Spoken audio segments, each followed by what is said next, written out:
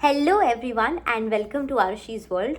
First of all, आप channel को जितना प्यार दे रहे हैं उसके लिए thank you. Aarushi's world will be 15,000 subscribers soon, तो ऐसे ही प्यार देते रहिए, वीडियो शेयर करते रहिए। आप अभी नहीं करते हैं तो इंस्टाग्राम पे फॉलो करिए, मैं वहाँ पे रियल टाइम में थोड़ा ज़्यादा एक्टिव रहती हूँ with what I am doing, तो I would love to be connected there.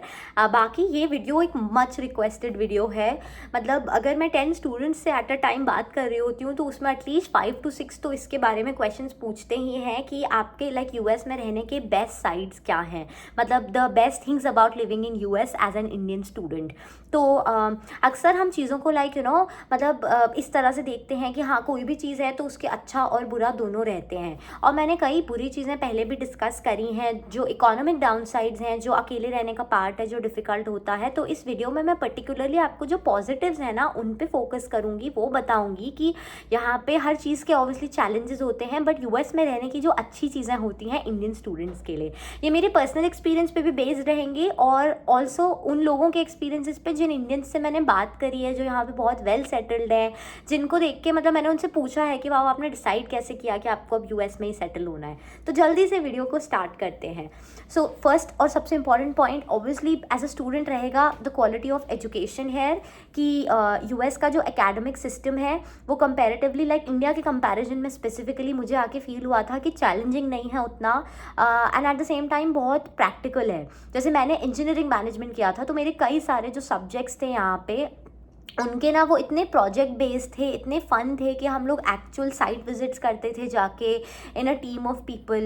मतलब मुझे ऐसा लगा था कि बहुत डायनामिक है, वैसा नहीं है कि ज़्यादा थ्योरेटिकल नहीं है, बहुत मगअप करने वाली चीज़ें नहीं थी, रिलैक्स था और इस तरह से स्ट्रक्चर्ड भी था कि अगर एक बहुत चैलेंजिंग वीक आएगा तो फिर एट द सेम टाइम ऐसे स्प्रेड आउट वेकेशंस रहते हैं। मतलब जैसा अभी जो लेबर डे वाला वीकेंड आ रहा है, तो ऐसे कुछ कुछ वीकेंड ऐसे रहते हैं, extended long weekends, and it is a thing here in US, मतलब बहुत वेल एक्सेप्टेड थिंग है क्योंकि you will get like long weekends here and there.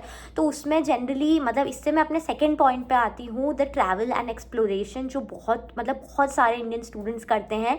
यहाँ आके हर स्टूडेंट का माइंडसेट यही रहता है कि हम अपने घर से इतना दूर आए हैं तो जितना ज़्यादा से ज़्यादा पॉसिबल हो वो हम घूमें, एक्सप्लोर करें जगहों को। And I think every Indian student that I know who comes here does that, मतलब हर बच्चा यहाँ पे घूमने जाता है। ऐसे स्टूडेंट्स भी जो स्टार्टिंग में बिल्कुल अकेले नहीं ट्रैवल कर सकते थे, अकेले नहीं रह सकते, eventually they learn a lot with like travelling with friends, seeing new places. तो ऐसे इंडियन स्टूडेंट्स के ग्रुप्स मतलब ट्रिप्स वगैरह प्लान करते हैं। मैंने आई थिंक अभी मैं एट दिस पॉइंट 22 या 23 यूएस स्टेट्स टोटल कवर कर चुकी हूँ, जिसमें शायद मैंने 19 या 20 घूमे हैं और बाकियों में मतलब सिर्फ ड्राइव किया है। तो यहाँ पे ये रहता है कि आप मतलब कार रेंट ईजिली कर सकते हो एक्सप्लोर करने के लिए, जो मतलब लग्जरी कार्स भी रहती हैं। जैसे अगर लोगों को ड्राइविंग का शौक होता है तो इंडिया में उस तरह की कार रेंट कर पाना पॉसिबल नहीं होता, बहुत एक्सपेंसिव होती हैं। यहाँ ऐसा नहीं होता, यहाँ ये सब चीज़ें बहुत अफोर्डेबल हैं। अगर आप यहीं पे रह रहे हो और यूएस डॉलर्स में ही अर्न कर रहे हो तो वही आई फील कि ये जो ट्रैवल और एक्सप्लोरेशन वाला पार्ट है ये एक बहुत मेजर प्लस पॉइंट होता है इंडियन स्टूडेंट्स के लिए, क्योंकि आप इतने अकेलेपन में अपनी फैमिली से सबसे इतना दूर रह रहे हो कि ये ट्रैवल कर पाना ही I think kind of keeps you going. इसके बाद नेक्स्ट पॉइंट है the sense of freedom, and this is a little in correlation with जो प्रीवियस पॉइंट था उससे, कि यहाँ पे किसी भी तरह का कोई जजमेंट नहीं है। एक तो आप एक फॉरेन कंट्री में आ गए हो जहाँ पे आपको कोई पहले से जानता नहीं है, आपका किसी को भी कोई ऐसा आइडिया नहीं है कि आपके जैसा होम टाउन जैसा नहीं है कि लोगों को आपसे कुछ ऐसी एक्सपेक्टेशन हो कि this is what you have to be. आपका कंप्लीटली आपका डिसीजन है कि आपको किसके साथ रहना है, किसके साथ फ्रेंड्स मतलब किसके साथ फ्रेंड्स बनाने हैं, किस ग्रुप के साथ में आप किस तरह की चीज़ों में इन्वॉल्व होना चाहते हो, आपको घूमने कहाँ जाना है, मतलब A to Z। मतलब मैं तो ऐसा एग्जाम्पल्स दे रही हूँ, A to Z जितने डिसीजंस हैं ना वो आप ही के खुद के होते हैं। तो that sense of freedom is really something that I feel a lot of gratitude for, कि आपको जब जजमेंट फील होता है ना कि आपके ऊपर नहीं है, तो आपको एक ऐसा फील होता है कि हाँ, आप कुछ भी कर सकते हो क्योंकि आपको कोई जज नहीं कर रहा, क्योंकि आपको यहाँ पे बहुत ज़्यादा लोग जानते नहीं हैं। तो अगर आपने कोई चीज़ मान लो अच्छे से नहीं भी करी तो इतना कुछ ऐसा सेंस ऑफ वो नहीं रहेगा, फियर नहीं रहेगा कि अरे नहीं हमें कोई जज कर रहा है या वैसा। तो ये एक पॉइंट है। फिर एक और बहुत इंपॉर्टेंट पॉइंट, और ये इसके बारे में तो आपको लाइक सब ने बताया होगा कि यहाँ पे आपको सारे चोर्स खुद करने पड़ते हैं।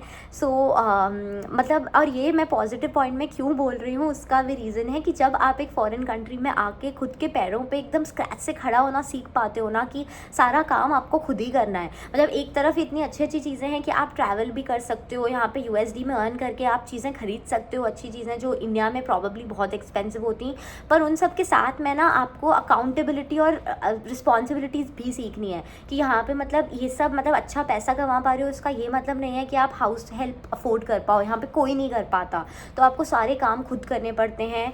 मतलब अपने घर का लाइक लॉन्ड्री, रोज़ के बर्तन धोना, क्लीनिंग करना, पूरी कुकिंग करना। एक्चुअली उन सबसे बड़ा एफर्ट तो मेरे को पहली चीज़ तो कुकिंग बोलनी चाहिए थी कि खाना बनाने में कितना एफर्ट लगता है। ये सब चीज़ें ना ऑलमोस्ट इम्पॉसिबल लगती हैं जब आप US आ रहे होते हो। Like I was very sure कि यार ये सब तो मैं नहीं कर पाऊँगी, मतलब कैसे होगा। एंड फिर आप यहाँ पे आके ना वो ब्यूटी एक्सप्लोर करते हो, like you unravel through that journey कि हर चीज़ कैसे पॉसिबल होती है, कि आपको कितना भी अनलाइकली लगे, जब टाइम आता है ना तो आप खुद के लिए खुद करना सब कुछ सीख जाते हो। So that ultimately to me is a huge win, and I feel that a lot of Indian students feel that way कि उनका सबसे बड़ा यहाँ पे ऐसे एक जीत जो होती है वो यही होती है कि वो अपने लिए सब कुछ करना सीख जाते हैं।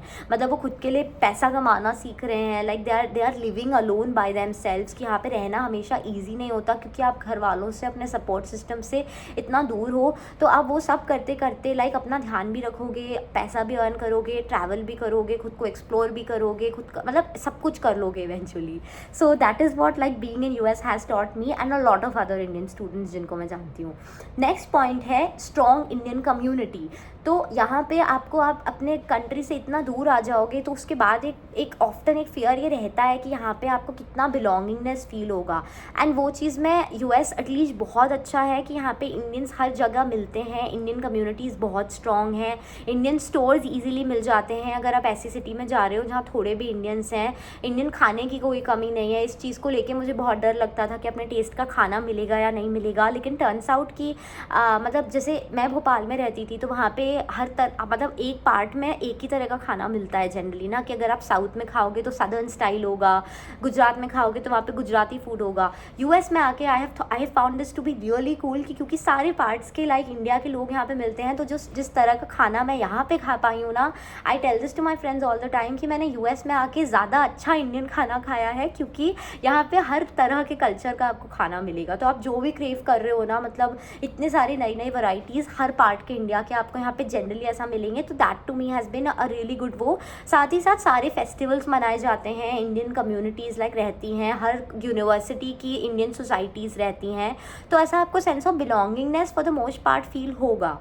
नेक्स्ट पॉइंट है जो बहुत ही प्रैक्टिकल है कि यहाँ पे US डॉलर्स में अर्न करने से जो आपकी सेविंग्स हो सकती हैं पॉसिबल, ऑल्दो मतलब ये डिपेंड करता है, एंड ये पॉइंट बहुत ही ज़्यादा सब्जेक्टिव है, क्योंकि अगर कोई इंसान बहुत लग्जूरियस लाइफस्टाइल अफोर्ड कर रहा है तो ऑब्वियसली फिर ऐसा परचेजिंग पावर वाइज आप इंडिया में भी बहुत अच्छा अर्न कर सकते हो, और इस पर मैंने एक अपने पिछले वीडियो में बात भी करी है। बट अगर यहाँ पे आपका मोटिव है ना कि आप सेविंग्स ही करना चाहते हो, तो वो बहुत हद तक पॉसिबल है अगर आप अपने बाकी एक्सपेंसेस कट करो तो वो ये है कि US डॉलर्स में सेव करने से, ये चीज़ मुझे कई इंडियन फैमिलीज़ ने एक्चुअली यहाँ पे बोली है कि उनके लिए एक बहुत मेजर विनिंग वो था कि यहाँ पे रह के उन्होंने मतलब USD में सेव करके इंडिया में अपने लाइक फ्लैट्स खरीद लिए हैं। बट ये मैं उन इंडियंस की भी बात कर रही हूँ जो कि उस टाइम पे आए थे जब सेटल होना ईजी था। तो आई डोंट नो ये पॉइंट अब हम जैसे स्टूडेंट्स के लिए कितना रेलेवेंट है, क्योंकि इस समय पे वीज़ा चैलेंजेस इतने ज़्यादा होते हैं कि 3 साल के बाद का भरोसा ही नहीं होता। But yes, like this has been the notion of a lot of Indian people पहले, कि उनको लाइक सेव करना ईजी लगता है, घर भेजना पैसे, फिर वहाँ से इंडिया में अपनी नेटवर्थ बिल्ड कर पाना। ये बहुत सारे यहाँ पे सेटल्ड इंडियंस ने ऐसा किया है कि उन्होंने यहाँ भी प्रॉपर्टीज़ परचेज करी हैं। काफ़ी सारे इंडियंस यहाँ पे एयरबीएनबीज चलाते हैं, उनकी बहुत सारी स्पेयर प्रॉपर्टीज़ होती हैं, उन्होंने इंडिया में भी प्रॉपर्टीज़ ले रखी हैं। तो आई डोंट नो लाइक कितना टाइम लगता होगा, क्या होता होगा, बट ये वो इंडियंस हैं एज आई सेड जो 2010-2012 तक आए थे। तो उस पॉइंट पे आई नो कि वीज़ा चैलेंजेस इतने नहीं थे। और अल्टीमेटली जो लास्ट और फाइनल पॉइंट है मेरा इस वीडियो का, जो कि मुझे लगता है कि ये कैपिटलिस्ट पॉइंट ऑफ व्यू से बहुत अच्छा है, वो ये है कि यहाँ पे ना टैलेंट की कदर है। यहाँ पे आप मतलब ये ठीक है कि थोड़ी सैलरीज अभी कम हो रही हैं, मतलब ये जितना भी इकोनॉमिक कंडीशंस हैं उसके कारण, लेकिन उसके बाद भी यहाँ पे कोई भी इंसान ना, मतलब ये हर इंसान यहाँ बोलेगा कि there is no better place than US, जहाँ पे कि टैलेंट की इस तरह से कदर हो कि you are paid for what you do. मतलब यहाँ पे आप घर में प्लम्बर भी बुलाते हो ना, they charge you $100 per hour. और अगर आप देखो लॉजिकली, द रीज़न कि हम लोग मेड भी अफोर्ड नहीं कर सकते, उसका रीज़न यही है कि क्योंकि मेड्स को भी फेयरली पे करना पड़ेगा। फेयरली पे मतलब कि उनकी सैलरी इतनी ज़्यादा हाई होगी कि हम वो अफोर्ड ही नहीं कर पाएंगे। तो वो यहाँ पे एक वो यहाँ का वो इस कंट्री का माइंडसेट है, मतलब दैट फील कि वो इस मतलब यूएस के ऐसे फाउंडेशनल एक साइकोलॉजी है मे बी, जो भी है कि यहाँ पे ना ऐसे कुछ भी काम फ्री में कराने की एक्सपेक्टेशन कोई नहीं रखता। आपसे कोई कुछ भी कराएगा तो वो उसमें आपको पैसे देंगे। और ये मैं इस तरह से बोल रही हूँ कि आई नो अमेरिकन फ्रेंड्स जिन्होंने मतलब एकदम से वो पेंटिंग में अच्छे थे, उन्होंने डिसाइड किया कि उन्हें पेंटर बनना है, वो अपनी पेंटिंग्स बेचेंगे, तो उनको उनके अमेरिकन फ्रेंड्स आके सपोर्ट भी करेंगे, लोग उनकी पेंटिंग्स खरीदेंगे। तो यहाँ पे आई फील कि वो फाइनेंशियली सपोर्ट कर पाना is the foundation. I feel यहाँ का मतलब यहाँ पे लोग उस चीज़ को माइंड नहीं करते। तो अगर आप कोई बिजनेस स्टार्ट करो और जाके उन लोगों को बोलो, मतलब मेरे को ऐसे मेरे फ्रेंड्स ने आके बताया है कि एंड लाइक उनको फ्रेंड्स आपस में सपोर्ट करते भी हैं। तो आई फील कि यहाँ पे दैट इज़ वन थिंग कि कैपिटलिस्ट इकोनॉमी है, तो मतलब टैलेंट की बहुत कदर है आपको। मतलब अगर आप में कोई स्किल्स हैं तो उसके लिए आपको पैसा दिया जाएगा, वो उस फाउंडेशन पे बेस्ड कंट्री है ये। एंड अगेन किसी भी चीज़ के आई फील प्रोज और कॉन्स हमेशा रहते हैं, बट ये वीडियो में मेरे को पर्टिकुलरली बात जो है अच्छी चीज़ों की उस पर करना था। आपको अगर इसमें कुछ भी क्वेश्चंस हो या कुछ भी ऐसा और हो जो मैंने नहीं कवर किया हो तो मुझे प्लीज़ बताइएगा। एंड और जो भी आपको वीडियो रिक्वेस्ट्स हों, रिकमेंडेशंस हों, please let me know of that as well. Aarushi's world को ऐसे ही सपोर्ट करते रहिए and I will see you in the next video. Bye.